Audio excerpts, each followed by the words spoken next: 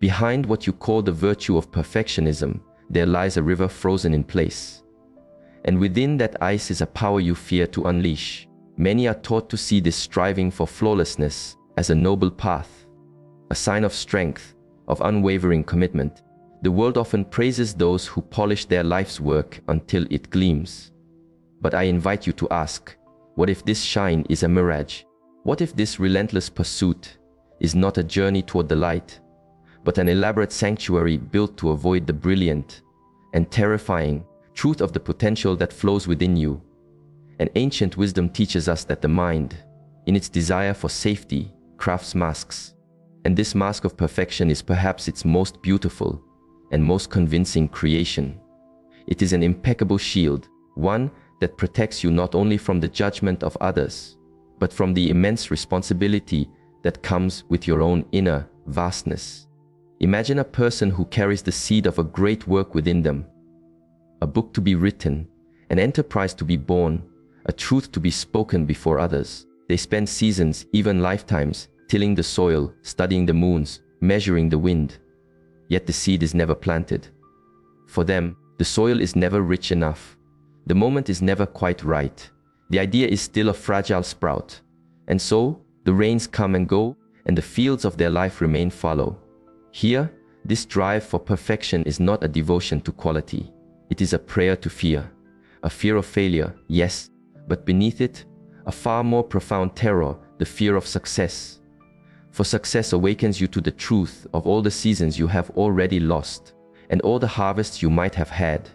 It is an elegant paralysis. The being does not move, yet seems always in motion. They are always tending, always refining a single leaf. And in doing so, they avoid the one question that could change everything. What is the true measure of my strength? To know the answer is to stand before a mountain, awesome and intimidating. To see your own power is also to see the path you did not take, the silence you kept when you could have sung, and the sacred duty that your own strength demands of you.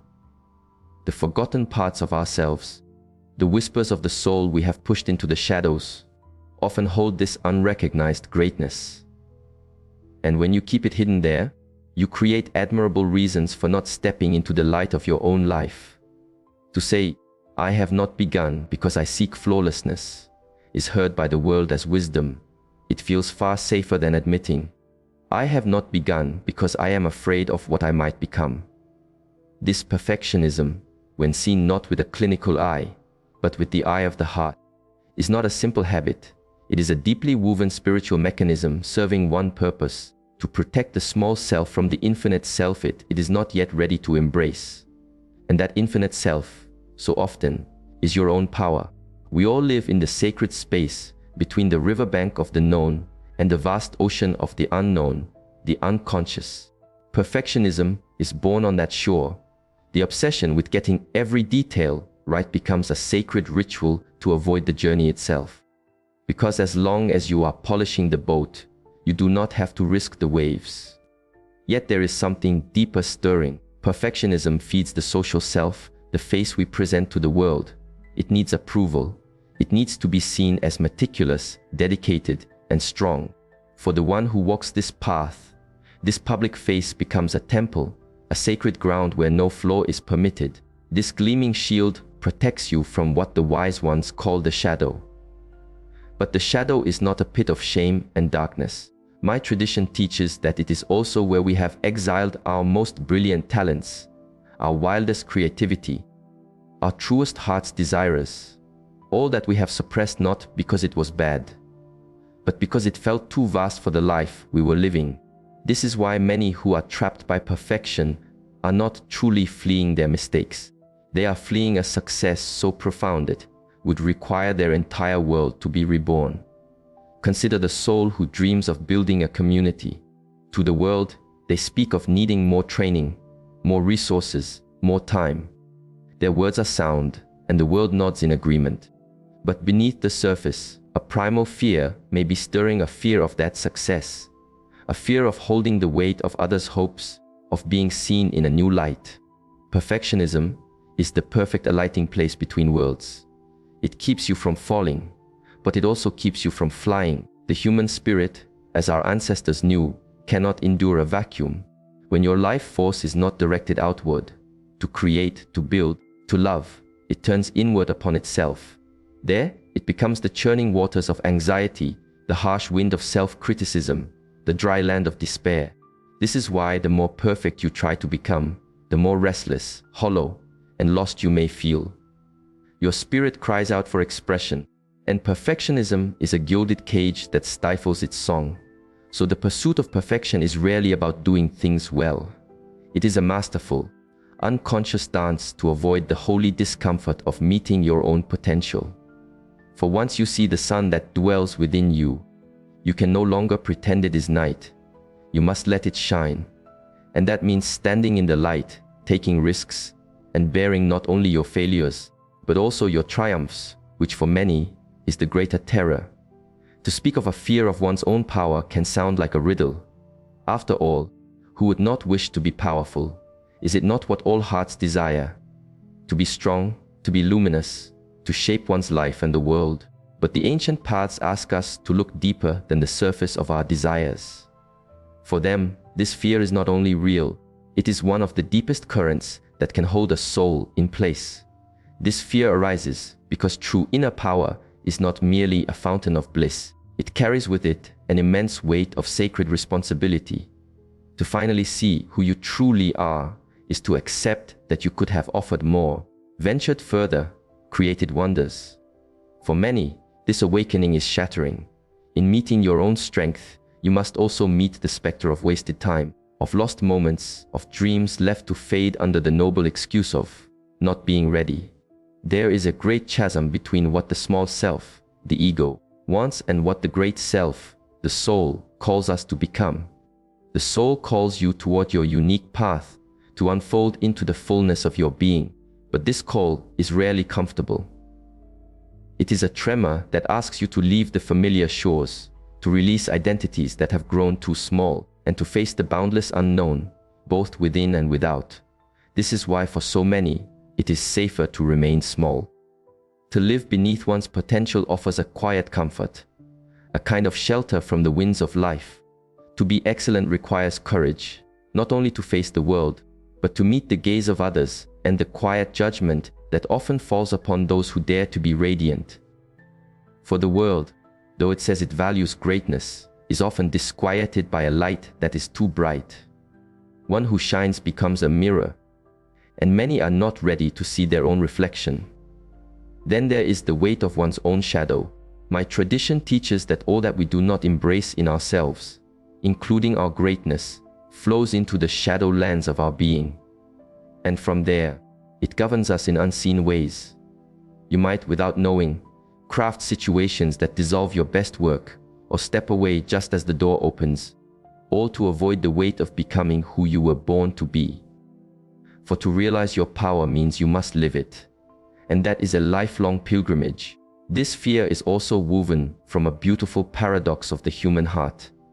Within us dwells both the longing for absolute freedom and the terror of it, the wish to be great lives alongside the wish to be safe. Because triumph, too, is frightening. Once you know what you are capable of, you can no longer claim ignorance. The excuse for stillness is gone. The call of the soul becomes a roar, and it is here that perfectionism becomes your quiet monastery, your sacred refuge.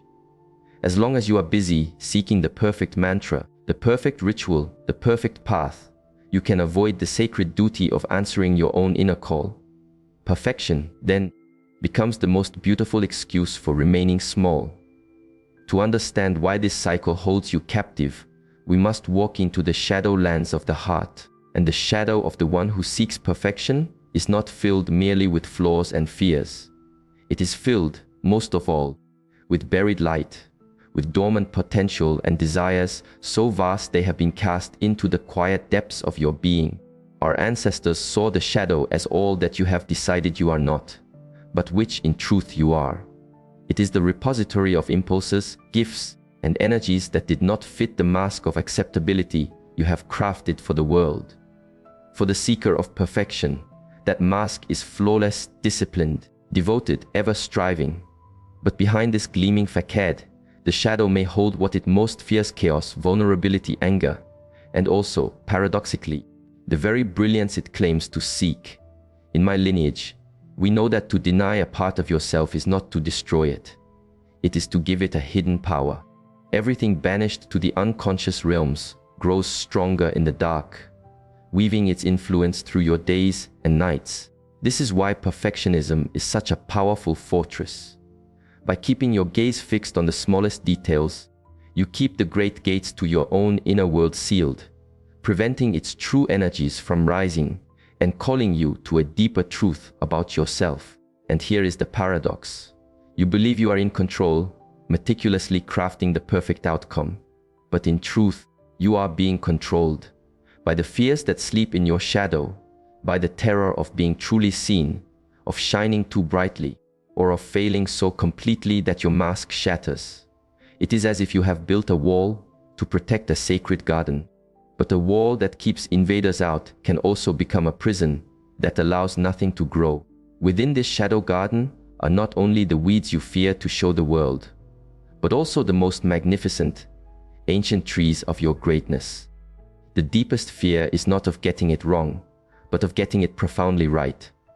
To realize your potential is to step into the world without your shield. It is to face the winds of judgment and expectation, and most of all, it is to finally have to look back and see that the time you spent hiding was a precious life force you can never reclaim. Our elders teach that there is immense vitality in the shadow. All that you repress, your creativity, your courage, your untamed spirit, it does not die. It gathers. This energy, finding no healthy release into the world, begins to churn within. It can manifest as chronic unease, as sudden storms of panic, as the compulsion to control, or as the great stillness of procrastination. This is why so many seekers of perfection live in a state of quiet exhaustion. They carry a dormant volcano within them. The shadow does not only speak in thunderous eruptions.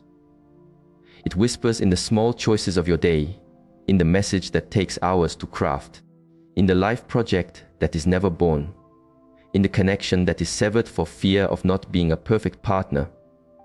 From the corner of your eye, the shadow silently rearranges your path, while your conscious self maintains the illusion that it is merely waiting for the perfect moment.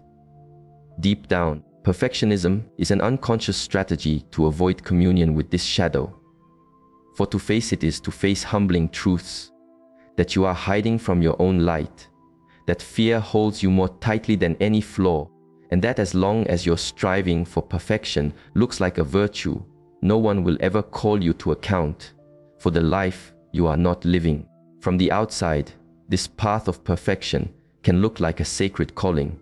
It is associated with discipline and the unwavering quest for beauty. But those who walk this path know the quiet suffering it entails. For the ancients, everything unlived, everything held back, extracts a price from the soul.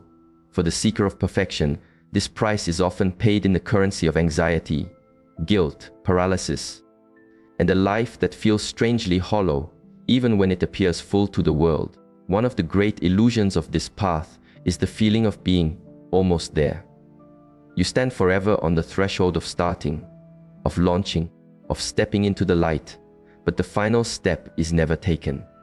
This eternal waiting for the perfect conditions drains your very life force. The vital energy that is meant for action, for creation, for loving service, becomes trapped in an inner whirlpool, spinning endlessly without release. This is why you feel so tired, even when it seems you are doing nothing at all. Then there is the profound pain inflicted by the inner critic. The one who walks this path does not simply seek to do things perfectly, they wound themselves for every tiny flaw, real or imagined. Small stumbles become great calamities in the inner landscape, eroding the foundation of self-worth. When the ego becomes too attached to the perfect mask it shows the world, it cannot bear any imperfection, for each flaw threatens the entire identity built with such care. The result is a life lived in constant fear of being unmasked, a sense that at any moment, the world will discover you are not as wise, as skilled, or as strong as you appear. But perhaps the greatest cost is the existential one, To live beneath your true potential creates a deep, quiet ache. You may earn the world's praise, but you carry a sense of inner emptiness. You feel you are living in the shadow of the person you could have been. Admitting this is so painful that many choose to remain in the cycle of endless polishing, even knowing, in the quietest chambers of their heart, that they are avoiding their own life. Another heavy toll is the broken relationship with what you call failure. The seeker of perfection sees mistakes not as teachers, but as judgments upon their soul. Every misstep is felt as a fatal blow. This breeds a paralyzing fear. After all, if the path must be flawless, then any deviation is a catastrophe. This way of being starves not only your own growth, but your creativity. To innovate is to wander into the unknown, to experiment, to accept that many of your creations will be imperfect messengers of the beauty you seek to express. This also touches your relationships. The one who demands perfection from themselves often casts that same yardstick upon others. Partners, friends, collaborators, all are measured by an impossible standard.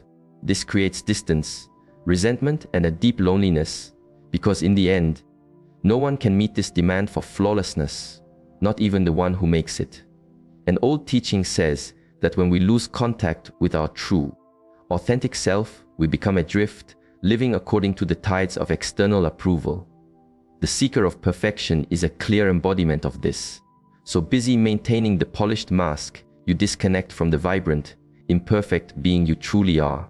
In this process, you become more vulnerable to the winds of despair and anxiety. And yet, our tradition teaches that there is always a path homeward, but it is not found by destroying your desire for excellence, nor by resigning yourself to mediocrity. The path is deeper. It is the sacred art of recognizing, embracing, and transforming the very energy that now holds you captive. For that which imprisons you can, when met with compassionate awareness, become the very fuel for a truly authentic life. What sets the ancient wisdom paths apart is their view of human suffering. To them, symptoms, anxieties, and blockages are not simply problems to be solved. They are messages from the soul. They are invitations, sometimes fierce ones, for you to awaken to something essential about yourself. In the case of perfectionism, the message is profoundly clear. There is an inner power being stifled. There is an unlived life that is asking, with growing urgency, to be born. Perfectionism is not a moral weakness. It is a legitimate spiritual defense, created to protect the smaller self from encountering an inner vastness that feels too immense, too wild to be faced. But if this defense becomes a permanent fortress, it becomes your prison. And the key to this prison lies in what we call the great path of becoming, the journey of integrating all parts of yourself, especially those you have disowned. And here is the heart of the teaching. The goal is not to eliminate your shadow or to force yourself to stop seeking excellence. It is to integrate, to transform, to alchemize these energies so they may serve a conscious and awakened life. For the one who seeks perfection, this means recognizing that the deep yearning for excellence is not, in itself, an affliction. This desire can be a tremendous force, a river that carves canyons of beauty and brings forth works of great service. The problem arises only when this river becomes a tyrant, when it freezes into ice, demanding an impossible stillness and paralyzing all forward movement. The path, therefore, is not to shatter the ice of perfectionism, but to gently transform it from a rigid prison into a flexible, life-giving flow. This journey begins with a single act of courage to turn your gaze inward and ask, without any mask, what am I truly avoiding with this endless quest for perfection? For many, the answer that echoes back from the quiet halls of the soul is shattering. You are avoiding the discovery of what you are truly capable of. You are avoiding the sacred responsibility of using your gifts, your voice, your power. For to shine your light invites the gaze of others, the sting of judgment, and above all, the lifelong commitment to your own greatness. Another central practice on this path is to welcome imperfection as a sacred part of the creative dance. True growth happens in the fertile ground of trial and error. The one who waits to be perfect before they begin will never bring anything of significance to fruit, because perfection is a destination that does not exist in the realm of the living. And it is this very impossibility that the seeker of perfection cannot bear to admit. There is a powerful teaching that flows through our tradition. Your freedom begins the moment you give your first attempt the permission to be imperfect. Freedom is born when you accept that your first draft will be flawed, that your first song will be shaky, that your first step on a new path may falter, and that this is not only acceptable, but beautiful. It is in this space of honored imperfection that true creativity breathes. It is from this humble soil that original, authentic work arises, work that carries the unique fragrance of your own soul. The teachings also point to simple, tangible ways to begin this transformation. One is to enter into a dialogue with your shadow. Instead of pushing away fearful or imperfect thoughts, welcome them. Write them down. Ask them what truth they carry. Another way is to begin small, to act even when you do not feel ready, to do one small, imperfect thing today. For paradoxically, it is in the act of imperfect creation that the soul is finally set free. The great truth is that no journey of true becoming is comfortable. It requires the courage to admit that much of what you call perfectionism is simply fear. It requires the humility to embrace your own beautiful, flawed humanity. But according to the sages, this is the only path that leads to a life that is truly your own, and more than that, to a life of profound meaning. After this journey into the depths of the heart, the most important question remains: what now? To understand with the mind that perfectionism is a mask for fear is a beginning, but it is not enough. To know there is a dormant power within you is a beautiful thought, but it is not the same as embodying that power. Action is the bridge. We must bring the wisdom of the inner world into the dance of our daily lives. The truth is as simple as it is sharp. So long as you are waiting for the perfect moment, the perfect plan, the perfect self, your one precious life is flowing by like a river you are afraid to enter. Perfectionism does not only steal your opportunities, it steals your very self, the chance to discover who you are through the act of living. To live a life that is not truly your own is the source of all deep suffering. In this light, perfectionism is an elegant cage that keeps you safe, small, and profoundly unfulfilled. So how do you begin to open the door? Here are a few practices drawn from the wellspring of ancient wisdom and understood through a modern lens. First, act before you feel ready. Let the first movement be one of doing, not of more thinking. If there is a text to be written, let your hands move and finish a first, messy draft. If there is a project in your heart, birth it into the world, even in its infant form. The soul can only be known when it is lived, not merely contemplated. Second, create a sacred boundary for your preparations. Give yourself a brief, even uncomfortable, period of time to plan. Then, commit to taking a step. Every additional day spent in the mind, space of preparation feeds the illusion that you are not yet enough. Perfection is found not in endless planning, but in the courage to course correct while in motion. Third, begin a gentle dialogue with your shadow. When the feelings of fear, shame, or resistance arise, do not run. Sit with them. Write down their whispers. Ask them, what is the true fear here? What is the deepest story that could unfold if I do this imperfectly? Often, simply giving a name to a fear is to rob it of its power. Fourth, accept as a spiritual truth that the first version of anything is meant to be imperfect. Your vital energy must flow. When you block it, it transforms into anguish. It is better to create something flawed than to remain in a state of flawless paralysis.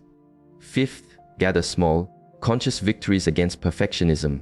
Choose one simple task and complete it in a good enough way with intention. Perhaps it is a message sent without endless reading or sharing a creative piece that feels only 80% ready. Each small act of liberation creates new pathways in your being, challenging the old patterns of stillness. Finally, carry this one truth in your heart: imperfect action is infinitely more powerful than perfect inaction. This is the great teaching. We are not transformed by what we think, but by what we do. Perfectionism wears the robes of a wise counselor, telling you that you are being careful, responsible, and discerning. But so often, it is simply fear wearing a virtuous mask, and this fear, if left unmet, will steal your years, your gifts, and the echo you were meant to leave in this world. The path of true becoming calls you to something far greater, to be whole, even in your imperfection, because it is precisely in the vulnerability of real, flawed, courageous action that your true power finally comes alive. If this exploration has stirred something within you, I invite you to help it flow onward. Give a nod of appreciation so these words may find others. And if you wish to continue this journey with us, join our community so that we may walk this path together. Our journey continues.